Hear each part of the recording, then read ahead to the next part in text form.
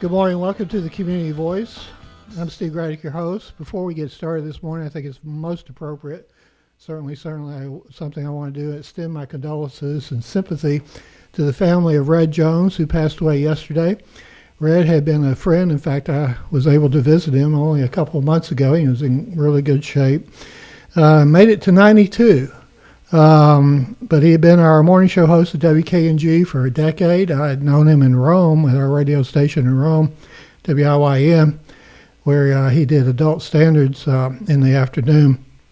Red was also the inspiration to Red Jones. One of the most memorable things was when Red and Rhubarb did a remote at Holcomb's Foodland on Rhubarb's march across Georgia, and Rhubarb was just so thrilled to be there with his inspiration. So 92 years old, tremendous Georgia Radio Hall of Fame legend in radio broadcasting. He'll be missed, but again, our sympathy and condolences to the family. Now for this morning's program, Proverbs 22:29 says, "Seest thou a man diligent in his business? He shall stand before kings. He will not stand before mean men." The book, Diligent in His Business, Warren Sewell, author Edwin C. Godbold, and Joel, I don't know if you have the screenshot of that, but you could show that. And to address that and a special event coming up this Thursday, we're very honored to have in studio Robin Sewell Worley. Good morning, Robin. Good morning. Glad to have you with us. Little bio on Robin for those who don't know Robin. Robin Sewell Worley graduated from Auburn University, War Eagle, as a football student athlete while earning his degree in textile engineering. For 25 years, he was the CEO of the Sewell Companies, a domestic manufacturer of men's tailored apparel and producers of our United States military officer uniforms. In addition to his tailored apparel career, Robin has created a variety of domestic and international companies, ranging from his Authentic Leadership Program for young entrepreneurs to WeldTech, which became a multi-million-dollar global nuclear welding corporation. And in 2013, Robin partnered with his lifetime friend, Randall Redding, to create Liberty Legends USA at Milltown Music Hall in Bremen. Together, they partnered with renowned music celebrities to encourage Americans to invest back into their own country's economy in buying made in the USA. Additional interest includes his Threads custom tailoring company, where Robin utilizes his clothing background working with selected men clients as an image specialist. Chairman of the board of the Warren Sewell Foundation since 1995. His family illuminatory organization, I tried, has given over $14 million back to the West Georgia community. Robin and his wife Amy live in Carrollton, Georgia. He was honored by the University of West Georgia Business of the Year in 2011, the Haralson County Business of the Year in 2008. He likes fly fishing, and he does play the saxophone. Yes, I do. Whew, out of breath. Thank you for coming in. This is the delight. Before we get into the history of the Sewell Clothing and Warren Sewell Clothing Company, you've got a family museum that's opening up, understand, with a ceremony this Thursday. Yes, we do, and thanks for having me, Steve. Yes, it'll be Wednesday, March the 13th at 11:30. We will be opening the Sewell Family Museum, and we are establishing a new QR code system throughout the museum. So you're going to actually be able to take your camera and hear different voices talking about the past, taking you all the way back to 1918 when Granddaddy came off the farm and made the first garment in the South, and it brings us all the way up through World War I, World War II, and so it's not just my voice you'll hear on the QR codes. You'll hear different ones and family members talking about sometimes their moms and dads. Now, so where and when is this? It'll be at 11:30, the ribbon cutting at Sewell Mill Community Center. That's 126 Hamilton in Bremen, Georgia. And we really want to encourage anyone that's worked for any of the Sewell companies or the Hubbards or any of the manufacturing, please come, and we think you'll enjoy it. And we want to give honor to the employees, because that was always Granddaddy's greatest asset. And my Uncle Lamar's Uncle Ray would say the same thing. It was a large family. It's a little confusing. Yeah. All right, we're going to take a break, and we're going to jump into some real history. I think everybody will be fascinated about this because we're all familiar with the Sewell name, but I don't think that many people, unfortunately, are really familiar with the Sewell story. So we're going to take a break, and we'll be back with more after this. Health is a journey. It's making better choices, even when it's not easy. It's taking care of yourself and the people you love. At Tanner Health System, we're there for you with every step, with primary care, heart care, cancer care, women's care, orthopedics, surgical services, and so much more.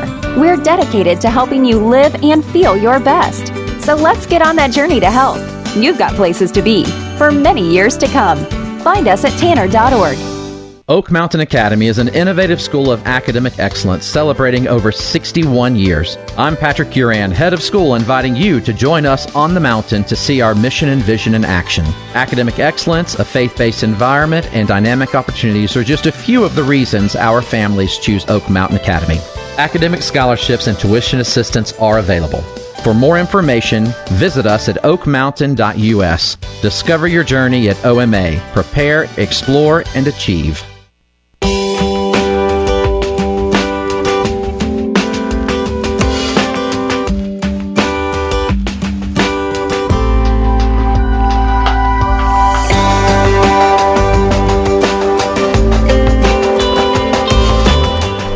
Good morning. Welcome back to the Community Voice. I'm Steve Gradick, your host. Delighted to have you with us this morning. We're very honored to have in studio Robin Sewell Worley. Robin's a friend, and he's agreed to come in and take just a few minutes to kind of give us a better look at the history of Sewell clothing in West Georgia, particularly Bremen and Bowden, and the impact is enormous, beyond enormous. The book is Diligent in His Business, Warren Sewell, and I had the pleasure, I'm 3/4 of the way through, and I'm just fascinated by it. It's, you read a lot of books by tremendous business people, and you come away with stuff, but no less so with this book. It's just amazing. The thing that really strikes me is the very beginnings of this. And I want you to please elaborate on this. It was in 1905 from Graham, Alabama. Dirt farmer, standing behind a plow all his until he becomes, I guess, in his late teens.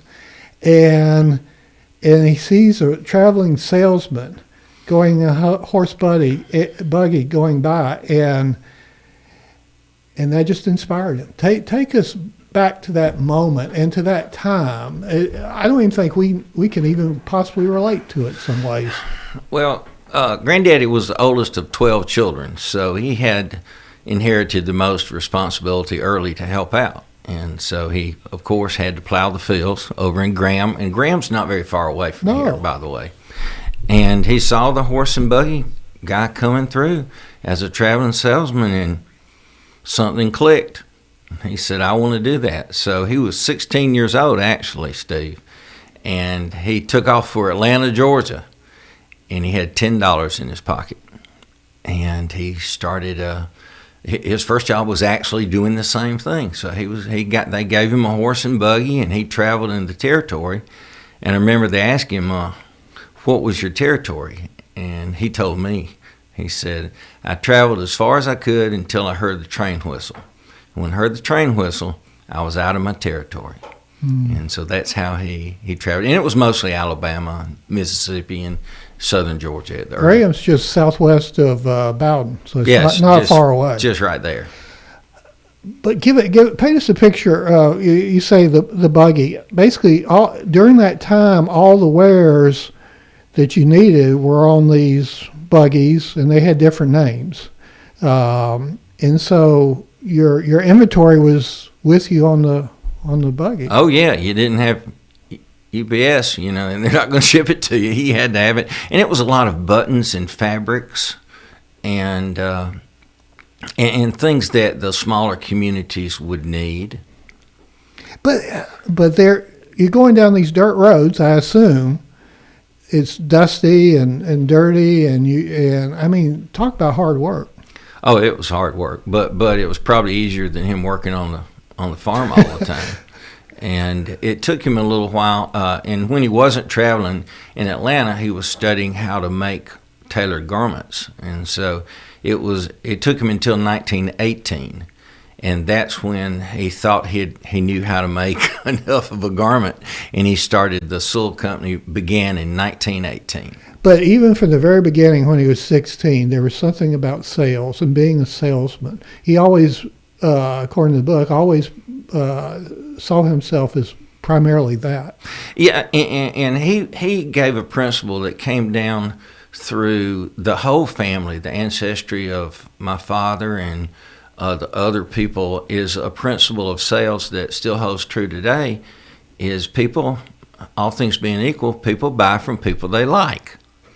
And so he had that kind of contagious personality, and that ended up helping him later, Steve, when he actually had thousands of employees. And I remember as a young boy, he walked through the plant. I walked through the plant with him a few times. He knew every employee's name. Half the time he knew their dog's name. And he had I always watched him, and he would, no matter what the employee, who she or he was, he would touch that person, either on the hand or on the shoulder. And it just had that personal connection, and that's probably one of the reasons the unions really never had a chance with the Sewell Company. Mm-hmm. He wasn't pro-union in any respect. Now, he'd have shut the company down if it had gone union. Yeah. But now, there's a big transition between being a salesman and being a manufacturer. And so he was heart and soul a salesman, but he also embraced manufacturing. He was smart enough to get people around him that, number one, the employees, that he knew they were going to work really hard. But then he would bring in people that knew a little about manufacturing. And really, he didn't know a whole lot about how to make a garment. Now, we have the first garment ever made in the South on display at the Sewell Mill Community Center in the History Museum. And, boy, men were a lot smaller back then. So it's a pretty small jacket, but we were able to save it. It was in Uncle Hugo's closet, and before he threw it away, we put it under glass. So that's one of the items you'll see as you go through the museum. Well, one of the most fascinating things to me is in a day and time, and everybody talks about it's so hard to get people to work in these days, but he saw the work ethic in the farming community back then, and that's where he hired primarily the workers. He had two practices that he stated. Number one, if a person came in and they had the mark of the hoe in their hand, he'd hire them. The second thing he would do is he'd watch a way a person walked, not when they're coming towards him, but when they were walking away. And if they walked away slow, had a slow step, he thought they were lazy. He wouldn't hire them. It was the quick step person that he would hire. And he wasn't impressed by higher education. Well, he didn't have one, so I don't. Well, he went a little bit to Bowdoin College. I think maybe Stevie made it through the 9th grade, something like that. But he had to take care of his family, right? And education wasn't as high. It wasn't available as much to him. But then he chose Bremen, I think in large part because of the railroad. It was. You think back during those times, it was the crossing of the North and Southern railroads in Bremen, Georgia.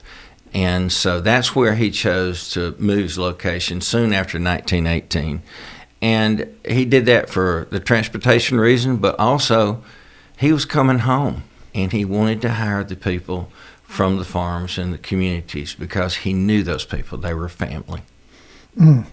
I want to go ahead and take another break, and then we're going to talk about Roy Sewell and going to Bowdoin, and it's just an amazing story, one I had never really put together, and it's 100 bazillion times more fascinating than I could have imagined. So let's take another break. We'll be back with more with Robin Sewell Worley after these words. Health is a journey. It's making better choices, even when it's not easy. It's taking care of yourself and the people you love. At Tanner Health System, we're there for you with every step, with primary care, heart care, cancer care, women's care, orthopedics, surgical services, and so much more. We're dedicated to helping you live and feel your best. So let's get on that journey to health. You've got places to be for many years to come. Find us at tanner.org. The AP Scholar Journey at Oak Mountain Academy is designed to provide students with a clearly defined advanced placement curriculum track to earn a series of distinctions upon graduation. This journey enables academically prepared students to pursue college-level studies throughout 17 AP courses in 5 subject categories while enrolled at OMA. I'm Patrick Uran, head of school, inviting you to journey with us on the mountain. For more information, visit us at oakmountain.us. Discover your journey at OMA. Prepare, explore, and achieve.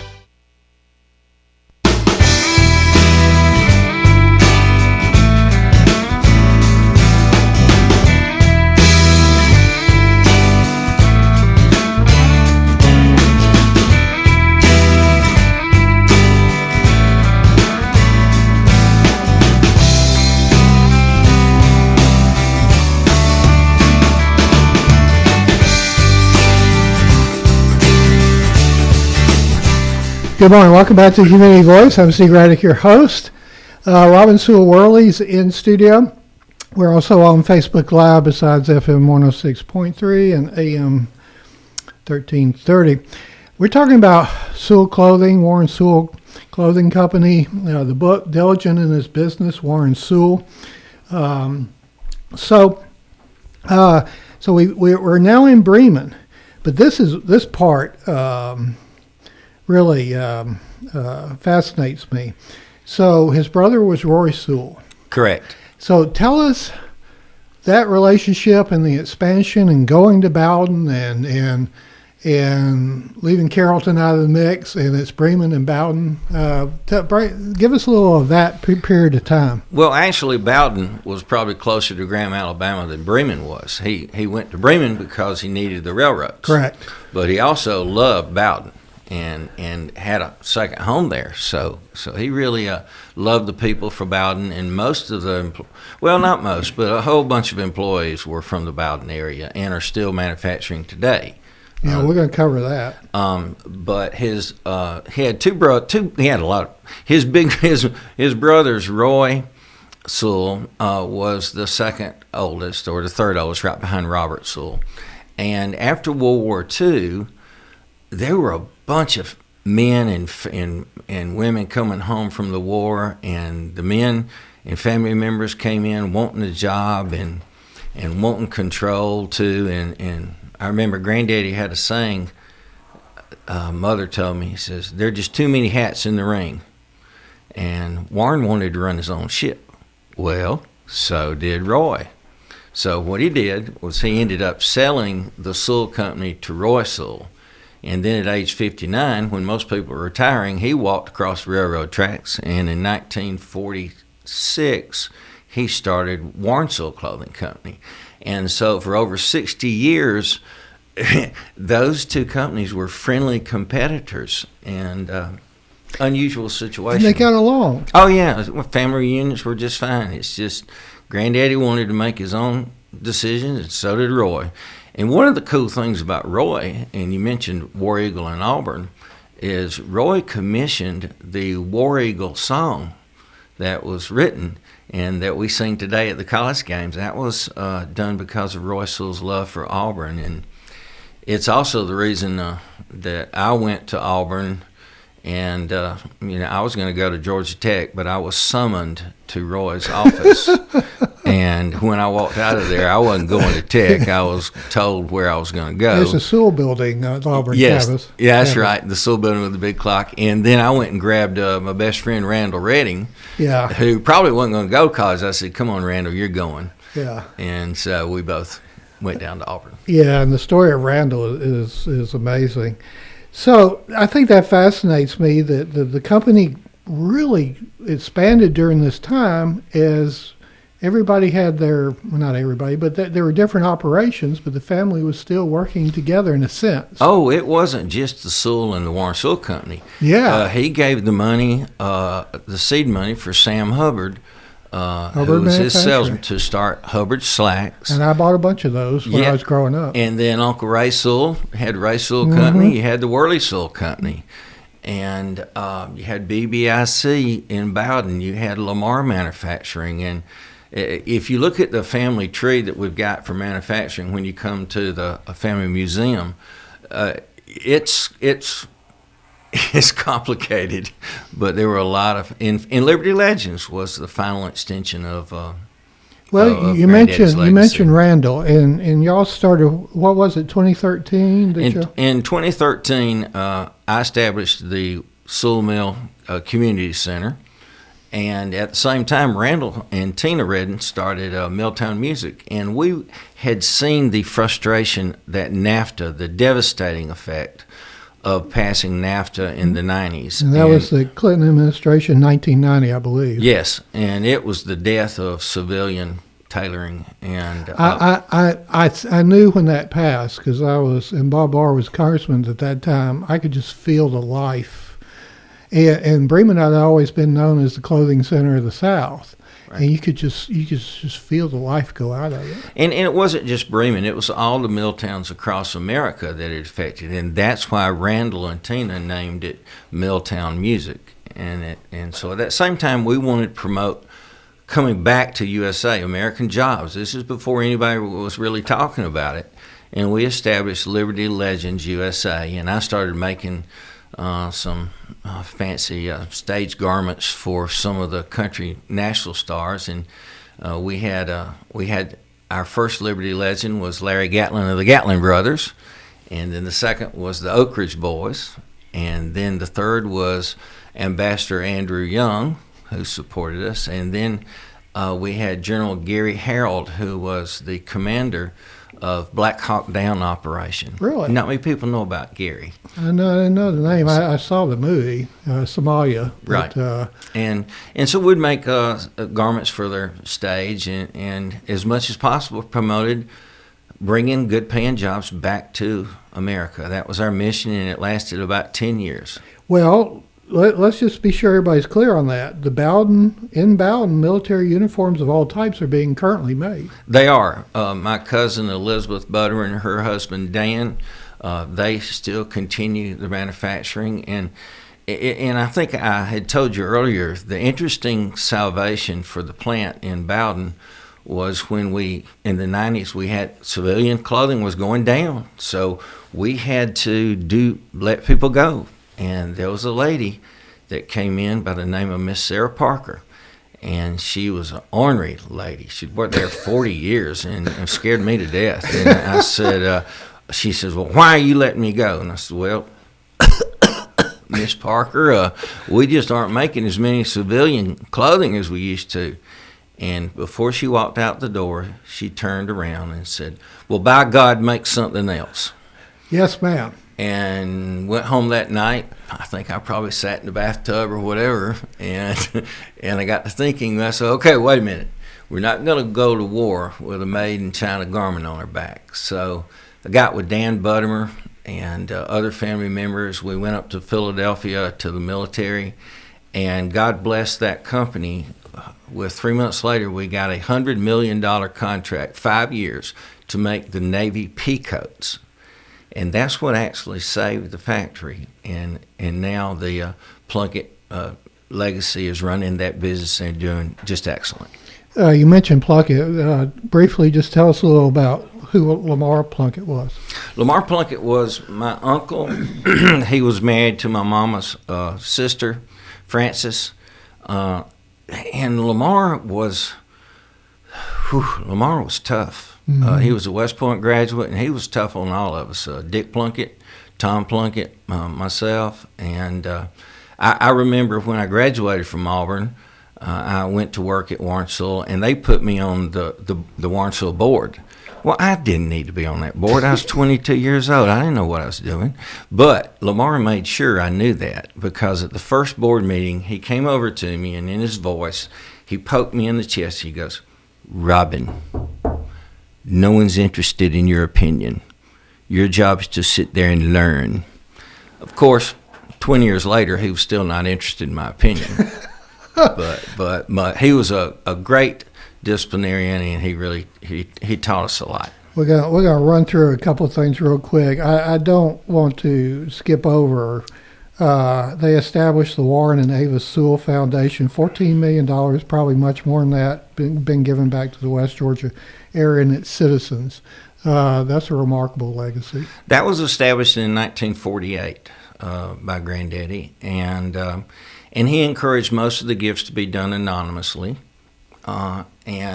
So we have been able to maintain that since that time. The current directors are Valley Sewell Penn, who Valley was also Warren Sr.'s granddaughter, and then Dick Plunkett, who's still on the board. And now my daughter, Robin Elizabeth Hyman, has taken my place on the board. And we try to give back to the West Georgia community primarily, and we're still doing that now.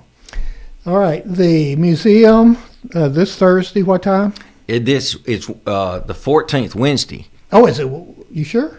Yeah, it is. I'm sorry, it's Wednesday. And it's at 11:30. 11:30 this Wednesday. All employees, please come. In Bremen. Where in Bremen? In Bremen. It's just north of railroad tracks in the old Warren Sewell Clothing Company building, which is now Sewell Mill Community Center. And it's a wonderful facility. It's got the Hubbard's Wedding Chapel. You've got the Cherry Blossom Reception Room, and then the Randall Redding Hatchery. So it's a cool facility. In the intro, I stumbled over a word, eleemosynary. Eleemosynary. I stumbled on it again. That's another Lamar Plunkett term that I learned from him. And the way I learned it, he would use these fancy words, and I didn't know what they meant, Steve, so I'd look them up. And this means charitable. I've never heard of it. It means charitable. Yes, and so I would use that because when I had to go to New York and I talked to people, the New York City slickers that had talked to me on the phone but never met me, they probably thought they were talking to Gomer Pyle. So I got to change that table. So the way I do it is three things. Number one, I'd find out when they come to work, and I'd be there 15 minutes ahead of time waiting in the hallway. I didn't want to have them get comfortable. Number two, I made sure I dressed better than they did. And number three, during the conversation, I'd throw out the word eleemosynary because I knew, Steve, darn well they didn't know what that word meant. I don't know if anybody knows what it means. So by that time, they're going, who is this Southern boy? He just leveled the table field a little bit. Tremendous, super inspiring story. Warren Sewell and the entire Sewell family and what they've done and contributed to the West Georgia area is more than remarkable. And thank you for coming in. I hope we can do it another day and get a little deeper into it. There's so much to take away and so much to learn. It's my pleasure. Thank you for having me, Steve. And thank you for listening. Our sponsors, Tanner Health System, Oak Mountain Academy. Thank you for listening. Go out and make it a great day. You're in tune to WLBB Carrollton.